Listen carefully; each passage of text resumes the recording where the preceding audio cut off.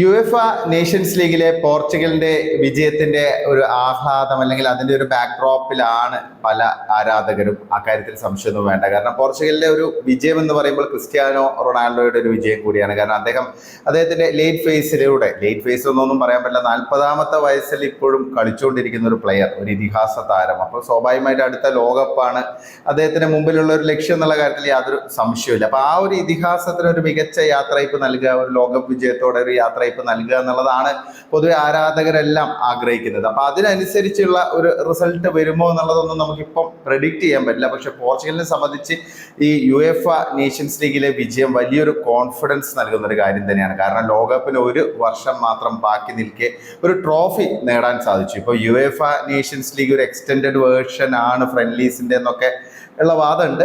ഒരു പരിധിവരെ അതൊക്കെ ശരിയായിരിക്കാം. പക്ഷെ അങ്ങനെയാണെങ്കിലും കഴിഞ്ഞ വർഷങ്ങളിലൊക്കെ അല്ലെങ്കിൽ ഓരോ വർഷങ്ങൾ കഴിയും തോറും നേഷൻസ് ലീഗിന്റെ ആ ഒരു കോമ്പറ്റീറ്റീവ്നെസ് കൂടി വരികയാണ്. അക്കാര്യത്തിൽ സംശയമില്ല. പിന്നെ പോർച്ചുഗൽ ആരെയാണ് തോൽപ്പിച്ചത് എന്നുകൂടെ നോക്കണം. സ്പെയിനെയാണ് അവർ ഫൈനലിൽ പരാജയപ്പെടുത്തിയിരിക്കുന്നത്. നിലവിൽ യൂറോപ്പിൽ ഏറ്റവും മികച്ച രീതിയിൽ കളിക്കുന്ന, നിലവിലെ യൂറോ ചാമ്പ്യന്മാരായ, നിലവിലെ നേഷൻസ് ലീഗ് ചാമ്പ്യന്മാരായ, കൺസിസ്റ്റൻസിയുടെ ഒരു അവസാന വാക്കായിട്ട് മാറിക്കൊണ്ടിരിക്കുന്ന സ്പെയിനെയാണ് പോർച്ചുഗൽ ഫൈനലിൽ പരാജയപ്പെടുത്തിയിരിക്കുന്നത്. സ്പെയിനിന്റെ വീക്ക്നെസ് മനസ്സിലാക്കി അതിനനുസരിച്ചുള്ള ഒരു കൗണ്ടർ സ്ട്രാറ്റജി ഗ്രൗണ്ടിൽ വർക്കൗട്ട് ചെയ്ത് തന്നെയാണ് റോബർട്ടോ മാർട്ടിനസ് ഈ ഒരു ട്രോഫി നേടിയിരിക്കുന്നത്. ഇപ്പോൾ പെനൽറ്റി ഷൂട്ടൗട്ടിലെ വിജയമാണെങ്കിലും ആ വിജയത്തിന് ഒട്ടും കുറവില്ല എന്നുള്ളതാണ് ഒരു വസ്തുത. അപ്പം ഒരു വർഷം മാത്രം ലോകകപ്പിന് ബാക്കി നിൽക്കെ പോർച്ചുഗൽ പോലെ ഇത്രയും താരനിബിഡമായ ഒരുപാട് ഓപ്ഷൻസ് ഉള്ള, വളരെ കൺസിസ്റ്റന്റ് ആയി കളിക്കുന്ന, ക്ലബ് ഫുട്ബോളിലെ വമ്പൻ താരങ്ങളുള്ള ഒരു ടീം പ്ലസ് ക്രിസ്ത്യാനോ റൊണാൾഡോ. അപ്പൊ ഇങ്ങനെയൊരു ടീമിന് അത് വലിയൊരു ആത്മവിശ്വാസം ഉയർത്തുന്ന ഒരു ഫാക്ടർ തന്നെയാണ് ഈ ഒരു വിജയം.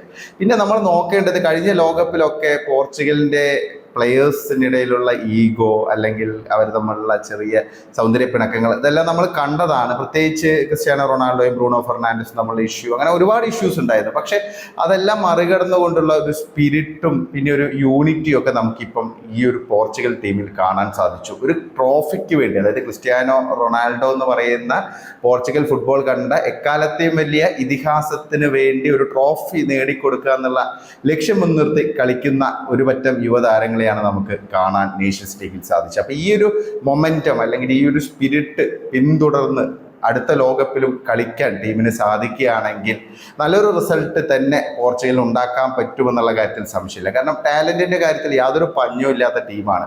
നമ്മൾ നോക്കേണ്ടത് PSG പ്രധാനപ്പെട്ട 3 താരങ്ങൾ, എഞ്ചിൻ എന്നൊക്കെ പറയാൻ പറ്റുന്ന വിറ്റീനിയ, പിന്നെ അതുകൂടാതെ ജാവോ നെവസ്, പിന്നെ മെൻഡസ്, ഒരു രക്ഷയില്ല. അപ്പം ഈ 3 പ്ലെയേഴ്സൊക്കെ അത്രയ്ക്കും ടോപ്പിൽ കളിച്ചുകൊണ്ടിരിക്കുക, ചാമ്പ്യൻസ് ലീഗ് ഒക്കെ നേടിയാണ് ഇപ്പം വന്നിരിക്കുന്നത്. അപ്പം അത്തരം പ്ലെയേഴ്സിൻ്റെ ഒരു സാന്നിധ്യം തന്നെയാണ് പോർച്ചുഗൽ ടീമിനെ കരുത്തുറ്റതാക്കി മാറ്റുന്നത്.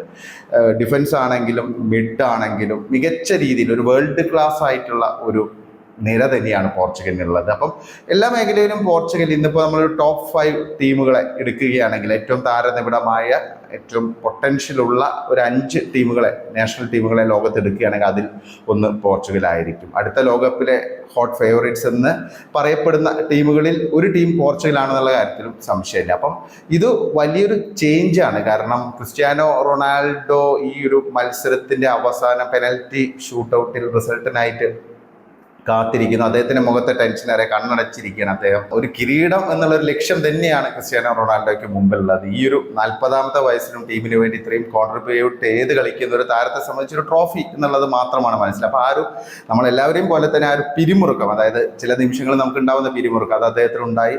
ആ സമയത്ത് ഡയലോട്ടും അദ്ദേഹം തമ്മിലുള്ള ആ ഒരു കെമിസ്ട്രി നമുക്ക് കാണാൻ സാധിച്ചു. പക്ഷേ കഴിഞ്ഞ ലോകകപ്പിൽ ഡയലോട്ട് ക്രോസ് നൽകിയില്ല എന്നുള്ള ആക്ഷേപമൊക്കെ വലിയൊരു തോതിലുണ്ടായിരുന്നു ക്രിസ്ത്യാനോ റൊണാൾഡോയ്ക്ക്.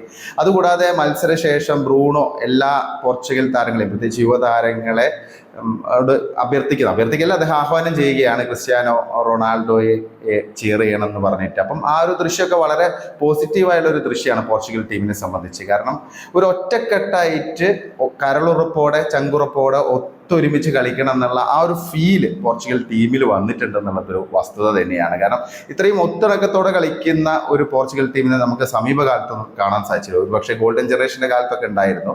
അപ്പോൾ അതുകൊണ്ട് തന്നെ ക്രിസ്ത്യാനോ റൊണാൾഡോയെ സംബന്ധിച്ച് അദ്ദേഹത്തിന് പ്രതീക്ഷ നൽകുന്നൊരു റിസൾട്ട് തന്നെയാണ് ഈ നേഷൻസ് ലീഗ് കിരീടം. അദ്ദേഹത്തിന്റെ പ്രൊഫഷണൽ കരിയറിലെ, അന്താരാഷ്ട്ര പ്രൊഫഷണൽ കരിയറിലെ 3ാമത്തെ ട്രോഫി എന്നതിനേക്കാൾ ഉപരി അദ്ദേഹത്തിന്റെ ഏറ്റവും വലിയ ഗോൾ എന്ന് പറയുന്ന വേൾഡ് കപ്പ്, ആ ഒരു വേൾഡ് കപ്പിലേക്കുള്ള ആ ഒരു യാത്രയിൽ വലിയ ഒരു ആത്മവിശ്വാസം നൽകുന്ന ഒരു വിജയം തന്നെയാണ് ഈ ഒരു നേഷൻസ് ലീഗിലെ പോർച്ചുഗലിന്റെ ആ ഒരു വിജയം.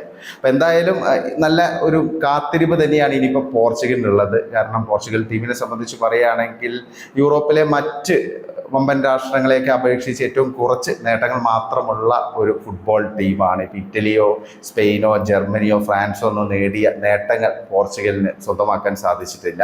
ഇതുവരെ ഒരു ലോക കപ്പ് കിരീടം പോലും അവർക്കില്ല. ആകെയുള്ളത് ഒരു യൂറോ കപ്പ് ട്രോഫിയാണ്, പിന്നെ 2 നേഷൻസ് ലീഗ് കിരീടങ്ങളും. അപ്പം ക്രിസ്ത്യാനോ റൊണാൾഡോ എന്നൊരു പ്ലെയർ വന്നതിന് ശേഷമുള്ള പോർച്ചുഗൽ അവരുടെ ഒരു വളർച്ച, ഇന്ന് കാണുന്ന പല പ്രമുഖ താരങ്ങളും സത്യത്തിൽ ക്രിസ്ത്യാനോ റൊണാൾഡോയുടെ കളി കണ്ട് വളർന്ന് ഫുട്ബോൾ രംഗത്തേക്ക് കാലെടുത്ത് വെച്ചവരാണ്. അപ്പോൾ അവർക്ക് ഇപ്പോഴും അദ്ദേഹം ഒരു ഐക്കണാണ്. അപ്പോൾ അതൊരു വളരെ പോസിറ്റീവായുള്ള കാര്യം തന്നെയാണ്. കഴിഞ്ഞ ലോകകപ്പിൽ അർജന്റീനയൊക്കെ മെസ്സിക്ക് വേണ്ടി എന്താണോ ചെയ്തത് അതുപോലെയുള്ള ഒരു മോമെന്റ് ക്രിയേറ്റ് ചെയ്യാൻ അല്ലെങ്കിൽ റീക്രിയേറ്റ് ചെയ്യാനൊക്കെ പറ്റിയൊരു അവസരമാണ് ഇപ്പോൾ പോർച്ചുഗലിന് വന്നിരിക്കുന്നത്. അപ്പോൾ എന്തായാലും നമുക്ക് കാത്തിരുന്ന് കാണാം കാര്യങ്ങൾ എങ്ങനെ വരുമെന്നുള്ളത്.